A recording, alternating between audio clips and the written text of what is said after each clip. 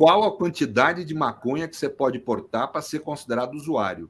Portanto, para não estar cometendo crime. A partir daquela quantidade, o cidadão sabe que se portar, vai estar cometendo crime. Para mim, o mais importante dessa decisão é o Supremo se predispor, como está predisposto, a estabelecer qual que é essa quantidade. Ô Pedro, você falava dessa questão da guerra às drogas. Esse julgamento que está acontecendo foi retomado a semana passada no Supremo sobre o porte de drogas, né? Ele vai tá 4-0, né? Agora o Gilmar pediu mais tempo para analisar os votos, né? Inclusive do Alexandre de Moraes. E mais a expectativa é que ele seja retomado ainda nos próximos dias. Ele pode mudar alguma coisa nessa questão por conta da lei de drogas ali, né? De não deixar claro quem é que nós temos que ter claro. Usuário. No Brasil, ao contrário do que a mídia, eu não sei o que está vendo com a Globo, com esses canais, que eles estão cometendo muito erro fático. Não sei se a qualidade do jornalismo lá parece que está depreciando, deve ter alguma razão para isso. Mas eles falam outro dia, não, no Brasil não é crime portar para uso. Não, é crime sim, é crime. Claro. O porte de droga é crime. O que ocorre, que mudou na legislação, é que deixou de haver o aprisionamento da pessoa, mas é crime. Macula a imagem social do sujeito, cria uma série de problemas sociais, porque é considerado um criminoso, né?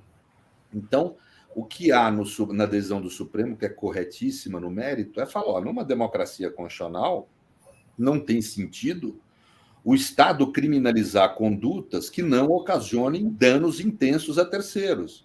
Isso é o liberalismo mais clássico. Não estamos falando nada de esquerda, aí, como tem falado o bolsonarismo, né? É o liberalismo mais clássico que há, utilitarismo, etc. Né? Ou seja, não tem sentido o Estado chegar a intervenção mais intensa que o Estado pode ter na vida da pessoa é criminalizá-la, é uma conduta dela que seja considerada crime.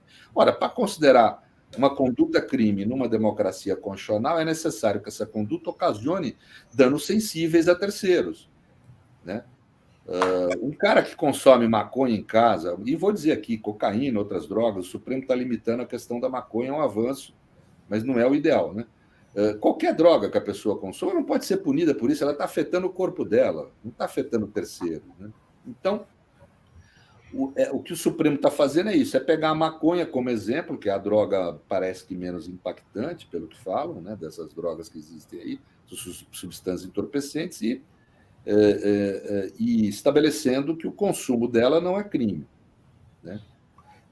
Esse é o primeiro elemento da decisão do Supremo, que é corretíssimo, não deve ser mesmo. Numa democracia constitucional, o uso de substância entorpecente não pode ser considerado crime, pode ter outro tipo de restrição do Estado, não a restrição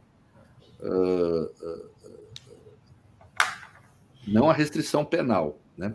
Esse é o primeiro elemento da decisão, que parece que há uma maioria que pensa assim, sabe, no Supremo. O problema é que aqui no Brasil nós temos outra questão. A lei, ela se pronuncia nessa questão de droga até de uma forma inconstitucional, a meu ver, que precisa ser corrigida mesmo pelo Supremo, que é de uma forma muito vaga, por conceito indeterminado. Ali fala que o tráfico é crime e comércio de drogas pode ser considerado crime sem problema nenhum numa democracia constitucional, porque é um tipo de conduta que atinge terceiros de forma sensível, né? Então, mas ela fala que o tráfico de drogas aqui no Brasil não é caracterizado pelo flagrante no ato de comerciar. O tráfico de drogas pode ser flagrado pelo porte de uma determinada quantidade da substância entorpecente proibida, né? Isso gera um problema, porque acaba gerando para a autoridade policial, eventualmente para o juiz, um imenso poder de definir quem é usuário e não vai para a cadeia, de quem é traficante e vai para a cadeia. Como bem falou o ministro Alexandre, isso, inclusive, é veículo de racismo, muitas vezes, né? Eu tenho um caso que eu atuo pro bono, junto, quem na realidade capitaneia o Fernando de Deus, só sou um diretor de clima, ajudo ali, né?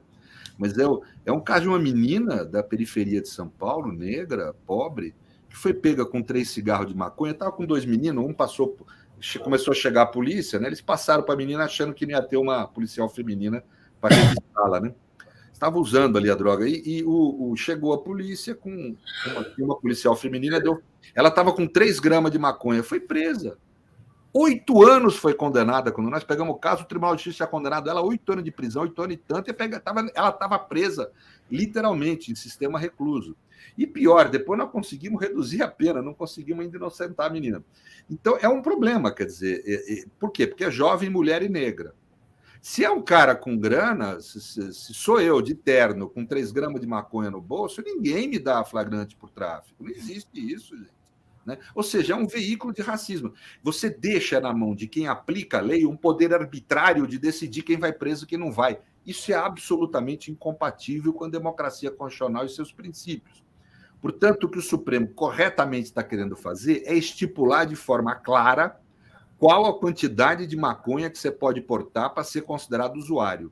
Portanto, para não estar cometendo crime. A partir daquela quantidade, o cidadão sabe que se portar, vai estar cometendo crime. Para mim, o mais importante dessa decisão é o Supremo se predispor, como está predisposto, a estabelecer qual que é essa quantidade.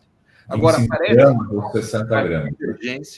uma divergência entre a maioria do Supremo, que apoia tudo isso que eu falei, quanto a qual a quantidade. Esse é que parece o problema. Tem, por exemplo, o ministro Barroso defendeu no voto dele, que ele deu há alguns anos, 25 gramas. O ministro Alexandre falou em 60. Aí você pega as experiências internacionais. Em 2021, foi descriminalizado o uso da maconha no estado de Nova York e foi 85 gramas foi estipulado como sendo a quantia. Né? Ou seja, há no mundo uma divergência que eu acho essa divergência menor. Tanto faz se for 25 gramas, desde que seja uma quantidade razoável, e nenhum ministro está propondo uma quantidade irrazoável, tanto faz se for 25, 60. O importante é que o Supremo já defina uma quantidade exata para que os aplicadores da lei não possam ficar manipulando o conceito de tráfico e o conceito de uso como eles fazem. Se você ter uma ideia, Ricardo, a polícia foi contra a amenização da pena para os usuários, que foi feita na legislação penal, eles passaram a enquadrar pobre com 2, 3 gramas de maconha como traficante, como uma forma de reagir à vontade da maioria, reagir à vontade da lei, reagir à vontade do parlamento. Isso é um abuso imenso de poder. Né? Então, o Supremo está agindo da forma absolutamente qualificada, correta, quando ele não apenas quer considerar ele quer descriminalizar o porte, quando ele quer fixar qual a quantia de maconha que você pode estar portando para não ser considerado crime. Isso é um imenso avanço.